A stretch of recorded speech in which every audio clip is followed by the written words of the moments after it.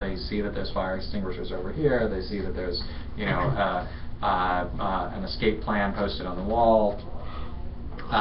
You know, they walk into the factories, and what I discovered when we were going through the factories around Chittagong, we kept hearing the same songs over and over again when we walked onto certain factory floors in different factory groups, entirely different factory owners. And it turns out that the same Chinese consultants had come in and taught them, well, you got to play this song when the auditors come, and you got to play this song when the buyers come. And that means everybody put on your masks and clean up your area, and you know, yeah, and the supervisors stop slapping people around, and the kids, you know, run back to the child care center. And you know, it always struck me in the little child care rooms, there would be kids in there, and they just weren't doing anything. They were just sort of sitting there. And I thought, this is unusual, you know. But it doesn't take much to peel back the layers of this stuff, but you have to want to peel back the layers. And most of these compliance monitors, they're tied up in the system. They get paid $1,000 per factory visit, regardless of what they find, and you know, aren't disincentivized by the exposure when it turns out that the wrong things happen. So anyway. Can I just invite you guys, you know, it sounds so hokey, but you really have been identified as people of promise, people who can make a difference, who have the ability to make a difference, and to be, you know, citizens of our country as well as global citizens. You know, and I can imagine you just get so busy and you're so worried about your own success and all that, that you really don't have, and that's in certain people's interest. If I can keep you afraid and not thinking and not aware and just gunning for your own gain constantly, that is in certain people's interest. And we just watched a video together, I believe, from Patrick Alua. What did he say the problem in Ghana was? Did we watch that yet? We haven't gotten to that yet? Okay. In any case, you know, to have opportunities like this to become aware of things, and then you guys become agencies of change. But if you don't value it and you don't care about it, it won't happen. Because of somebody else is framing the issue. You said it's framed as an immigration issue, and in the most cliched terms, and that's hiding what every American would be appalled by, I think. It's a political. I do think that historically, you guys are in a really interesting and potentially fortunate position where we are at an inflection point. So there have been throughout history 3 major abolitionist movements. There was the significant organized abolitionist movement that grew up in the late 18th century, began in the late 18th century, culminated in 1807 with the abolition of the British slave trade. That began with 12 people sitting in a house, what came to be known as Thomas Clarkson House, in London, and saying, this is wrong, we need to do something about it. 12 people. What class? Sorry? Upper class? Educated class, sure. Yeah, absolutely. But you know, they had heard some of the stories. Thomas Clarkson, who was one of 2 people with William Wilberforce, who some of you may have heard of, or if you've seen Amazing Grace, was the feature of that. Thomas Clarkson had been asked to write an English essay, basically on the slave trade. And as part of that, he'd begun to learn about the horrors of what it is to be a slave on one of these ships, and said, this is absolutely monstrous. And you know, so this student got involved, got 12 people together, and that began the first abolitionist movement. And it culminated 20 years after it started with the abolition of the slave trade. And at the time, as a relative, you know, as a comparison within the economy, it was about the equivalent of the American automobile industry today. That's how big the slave trade was. And so imagine 12 people sitting around and saying, now the better equivalent would have been 30 years ago when the American automobile industry was a little more robust, but imagine 12 people getting around saying, we need to end this. We need to end the American automobile industry. And, because for most Brits at the time, the slave trade was just a fact of life. It wasn't very nice, in the same way people don't like the fact that cars produce exhaust, et cetera, et cetera. There were aspects of it that were unpleasant, but it was a fact of life. And 20 years later, it was abolished.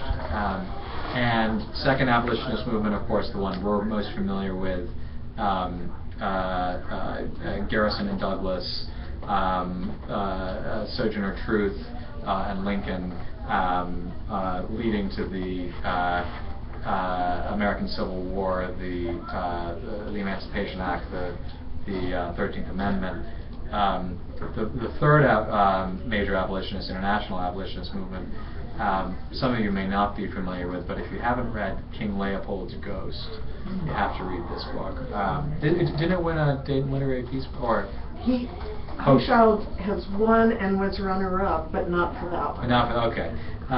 So King Leopold's Ghost, about the Belgian Congo, which was essentially a private kingdom of the King of Belgium, King Leopold, and the extraordinarily violent slave practices that were used to enrich that empire, and the international movement begun by, among others, African American journalists who were traveling to abolish this and to bring an end to that empire.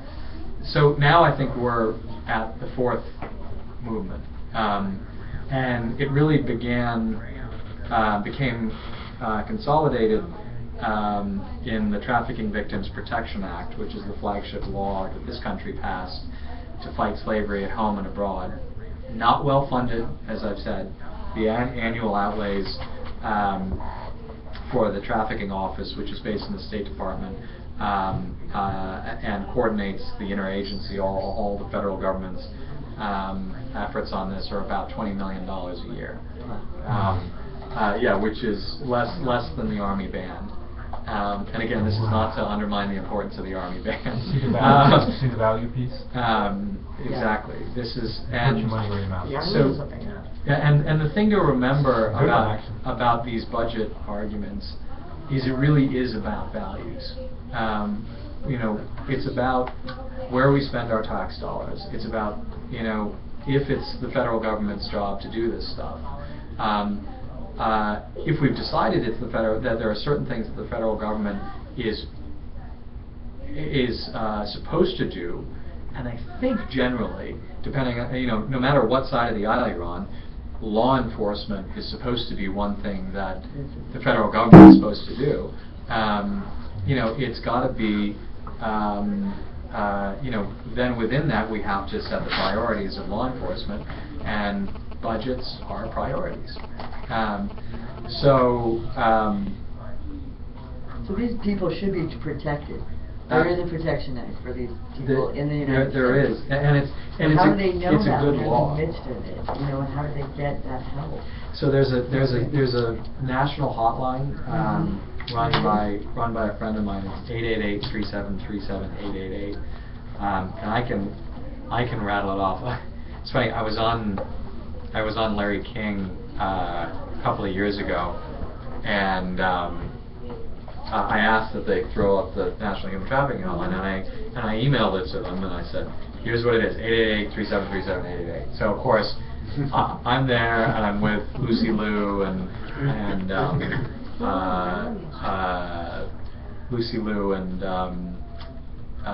Ashley Judd, and because they gotta have pretty faces along when you're talking about the issue,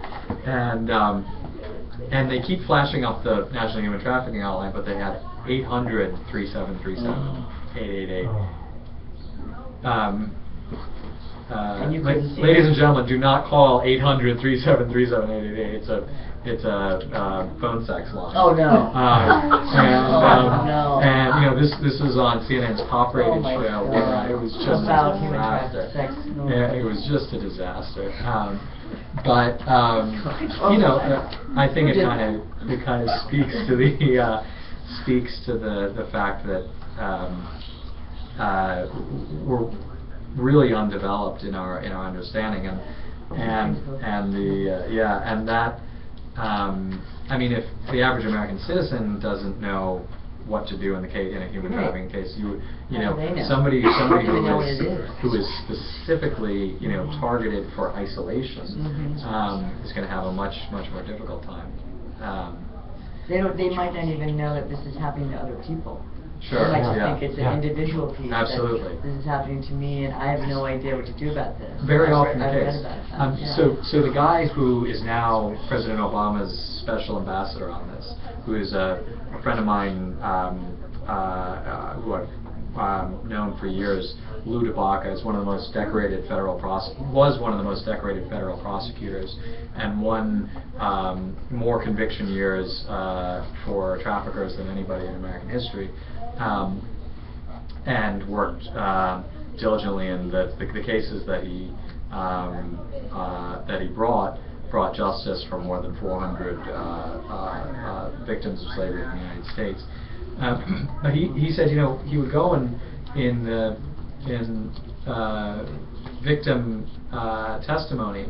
The victims wouldn't know that they were a victim of this crime called trafficking. Right. They would just know that they were brutalized. They would know that what was happening to them was wrong. But what they wouldn't know is that they were actually due some justice under law. And so, that then speaks to all of us in terms of our failure to get that message across and express that as a priority of our government.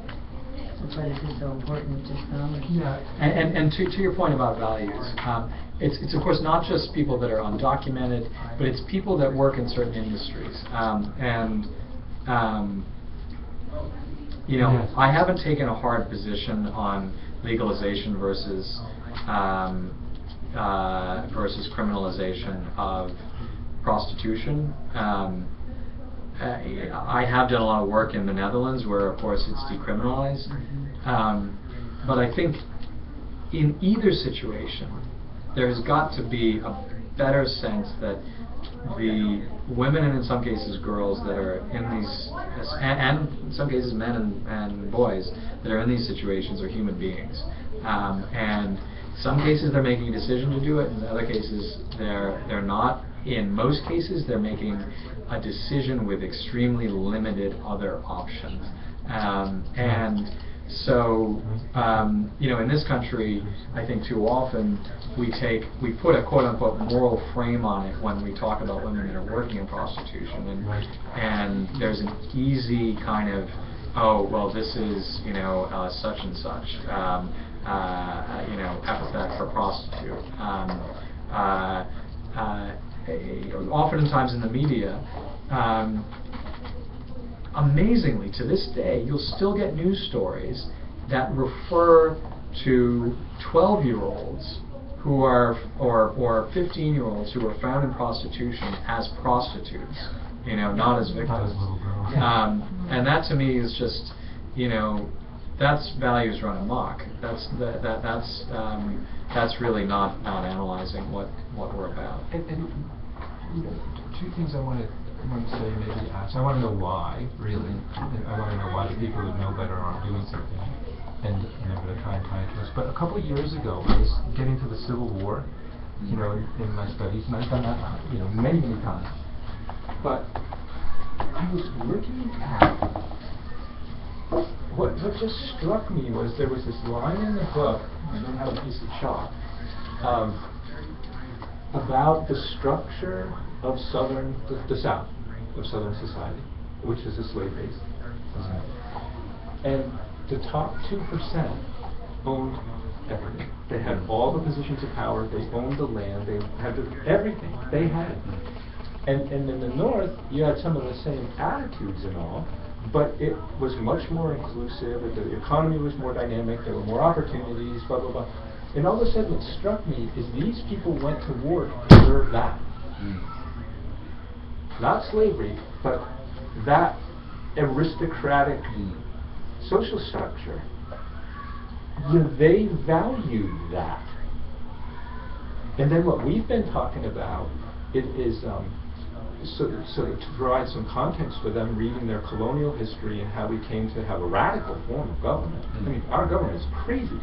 You know, we the people, what? That didn't exist really before. But now, where we've had incredible economic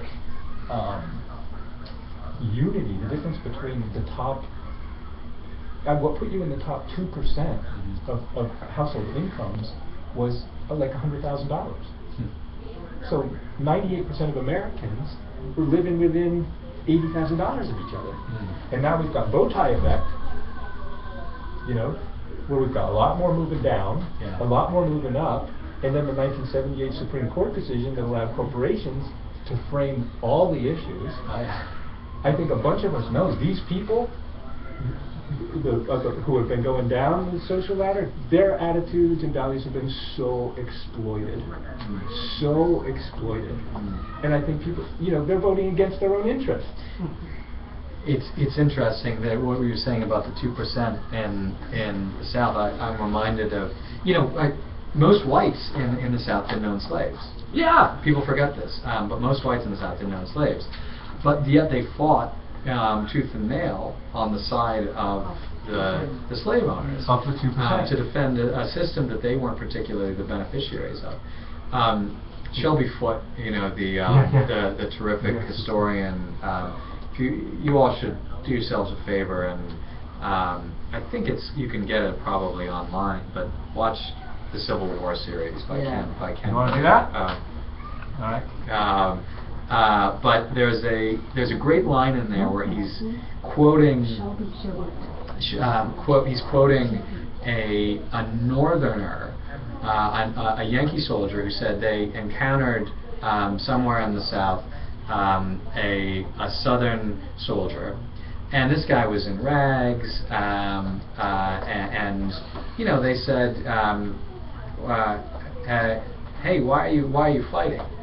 And you know, this is a guy who clearly didn't own any property. He certainly wouldn't have owned any slaves. Would have had no kind of vested interest in this. And apparently the response was pretty simple. He said, "I'm fighting because you're here." And it was, you know, the kind of almost tangential issues can be, as you say, exploited to sway populations that again don't have a particular interest in the grand ideology of something, to fight on that behalf. And it was really it was a stark realization for me, because again, throughout, you know, there are more slaves today than at any point in human history. In raw numbers, there are more slaves today than at any point in human history. But as a percentage of the population, we're at the lowest point, because of course the population has exploded, and we add 1 billion, you know, every 10 or 15 years, and so we are moving. We are moving overall in the right direction by one mathematical measurement. I don't think that should assuage our conscience at all. I think, you know, the fact that there are more slaves today than ever before should still stand out as something that we need to roll back. But the good news is certain sectors of the global population are, you know, we're seeing some progress. For example, there's been a real effort on the part of the International Labor Organization, on the part of who pressure national governments to pass laws against child labor and to roll it back. And guess what? On child labor, child labor has been by no means eradicated, but the trend is down. And I think something like 15 or 20% down in the last 20 years, which is pretty significant. Now, the challenge, as anybody who studies development in South Asia knows, in many cases children work alongside their parents, and they have to work in order to to make ends meet. And so I think there is going to be a hard stop on the child labor issue. On the slave labor issue, we're talking about a criminal activity that serves the purpose of development negatively. It's actually it's a negative draw on development, and I think the bleakest economists can acknowledge this and can get behind that effort. And I think if because child labor is more readily identifiable, you can measure the length of somebody's forearm and more or less understand how old they are, even if you can't, even if they don't have any birth certificate, they don't have birth records. With a slave, it's harder to tell. I mean, it used to be in the American South, you could tell pretty readily by the color of somebody's skin.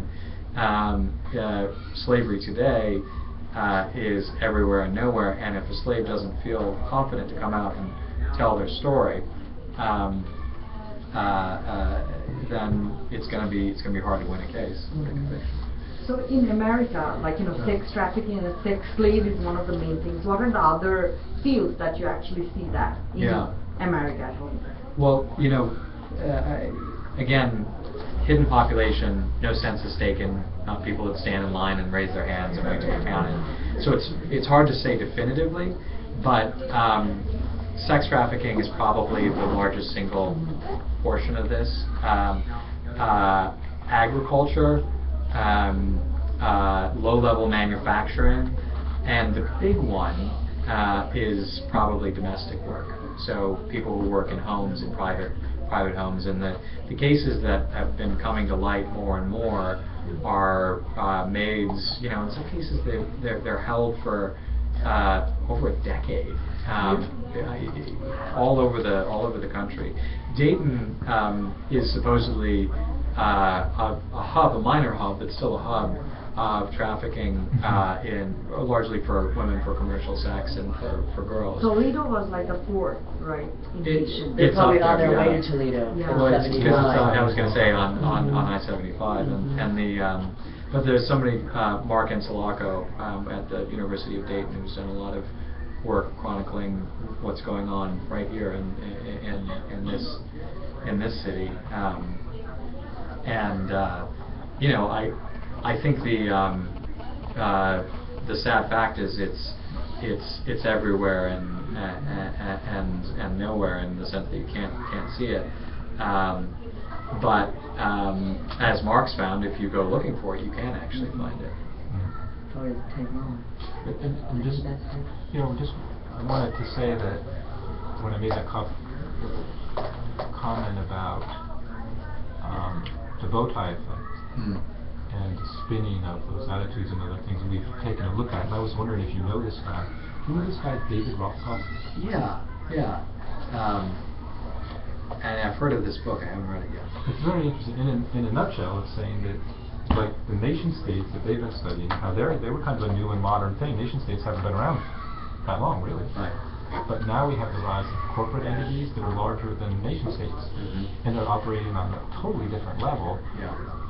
And there's like 6,000 people on the planet who are going to Davos, and 600 of the 6,000 are going to Davos. Clinton's in there, Angelina. I just got my invitation to Davos. Did you really? Yeah. Fantastic.